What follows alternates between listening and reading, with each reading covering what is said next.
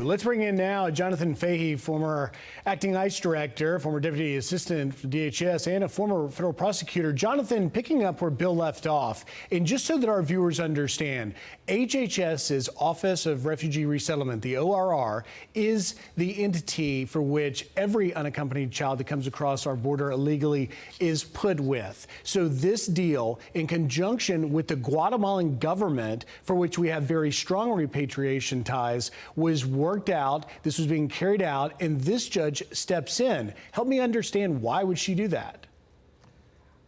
I hesitate to say, but it seems fairly political at this point, because this seems like it was a carefully reached agreement between our country and the Guatemalan government. And a couple of things that are really important here is that these children are going to be reunited with their parents as long as they're here in the United States, being held, in either, in detainment facilities or things of that nature. They're not with their parents. And it's a real irony, because we always hear things, people accusing Donald Trump of separating families. Well, here he is trying to put these families back together, and the Democrats and these judges and these groups are trying to prevent that, because they want to keep, it's quite revealing, they just want to keep the illegal aliens here. But let me say, here's why I think Donald Trump or the Trump administration will win on this. First of all, this is a repatriation, not a deportation. So this is something that they are going back voluntarily in an instance where it's in their best interest,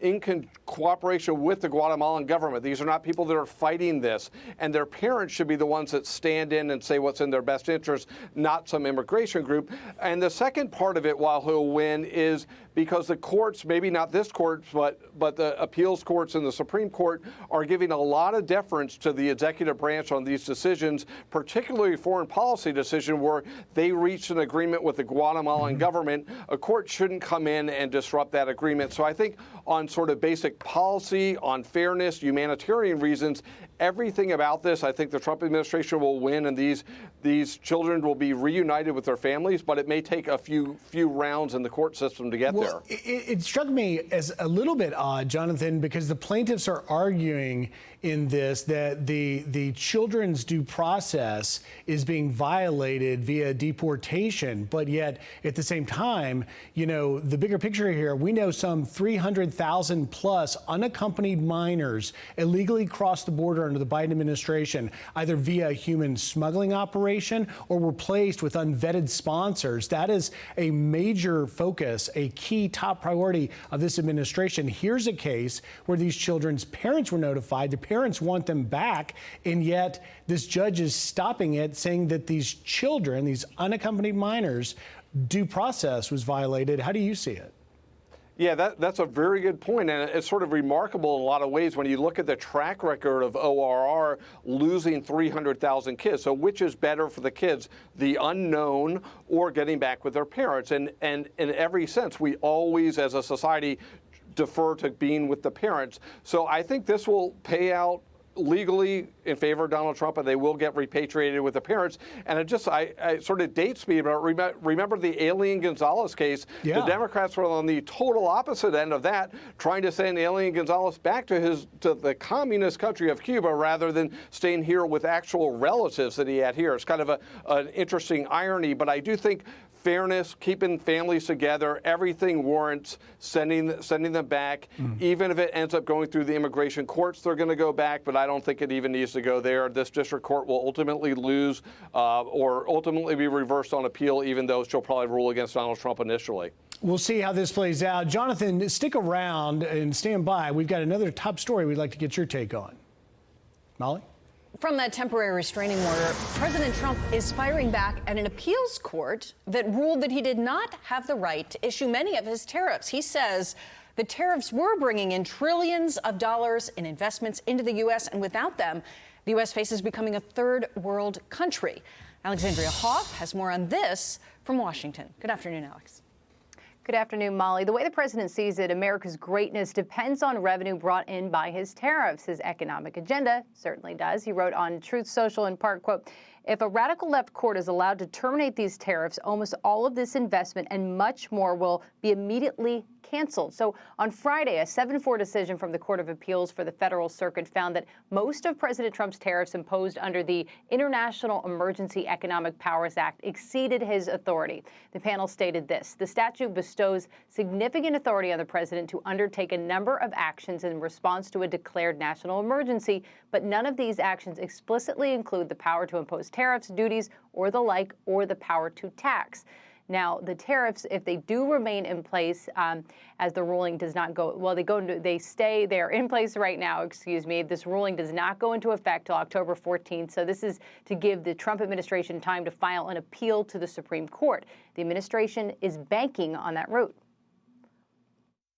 So it was a bad decision, but the good news is the dissent was very, very strong. I think it provides a very clear roadmap to how the Supreme Court can certainly rule in our favor. We feel very optimistic.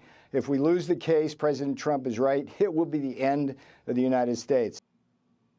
In the event the Supreme Court upholds the appeals court's decision, the president would have limited avenues to impose tariffs. Legislation would likely have to carry any future action, and importers could even potentially seek out complicated reimbursements. Now, some of the deals and frameworks that President Trump has negotiated directly with countries, they likely won't be impacted because those countries agreed to the tariffs, Molly. Great point. We have about 6 weeks until the Supreme Court potentially could clear things up. Alexandria Hoff, thank you very much. All right, let's bring back Jonathan Fahey and get your read on this, Jonathan. It looks like the administration sort of thought this was going to the Supreme Court all along, and those that are really against it are saying that this International Economic Powers Act of 1977 doesn't specifically mention tariffs, therefore he lacks the authority. How do you see it? Put your lawyer hat on. Well, it's interesting. Remember, this was a 7-4 decision, so it wasn't just sort of one-sided. There was at least 4 on the dissent. But ultimately, they made 2 decisions. One saying the things he said were emergencies, like the manufacturing and the fentanyl emergency and the trade deficits weren't appropriate uses of the act, which I think that will ultimately get reversed because the deference will be given to the executive branch. And then the other thing they said was, well, you can't use tariffs under this act. You can use a lot of other things. The Trump administration said, and will say in the Supreme Court, it doesn't say you can't use tariffs, and they're going to expect the Supreme Court to basically defer on the executive branch's decision to invoke this act and how to apply it. So ultimately, I think it will go his way just because we've seen a lot of these other cases at the Supreme Court give a lot of deference to the executive branch. And what Donald Trump is talking about is really important because if somehow this gets over or this court gets upheld, a lot of these deals might either be undone or be undone in the future. It takes away a lot of leverage. And the other thing is, I think we've brought in about, I think the number is something like $15 trillion of investment. Mm-hmm. And part of that is using the leverage of this act to get people to invest. And importantly, I think, which is a really important use of this act, things like pharmaceuticals, when we sort of learned during COVID that everything is being made over in China or somewhere else, that it's important to have those things here. And it is an emergency for health and national security. So ultimately, I think he'll win, but it's a very interesting issue.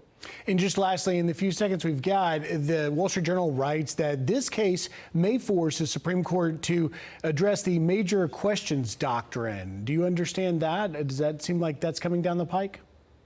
Yeah, and that basically says major questions of sort of economic policy should be made or the genesis should be in Congress and not the executive branch. So they'll say this was a major economic policy made by the executive branch, and that should be in the purview of Congress. So yeah, they may address that as well and sort of frame out what that actually means. All right, we'll see where it goes. Jonathan Fahey, thank you very much, and thanks for joining us on a Labor Day holiday. Thank you. Hey, it's Will Kane. Click here to subscribe to the Fox News channel on YouTube. It's the best way to get our latest interviews and highlights. And click to subscribe to the Will Kane podcast for full episodes right now.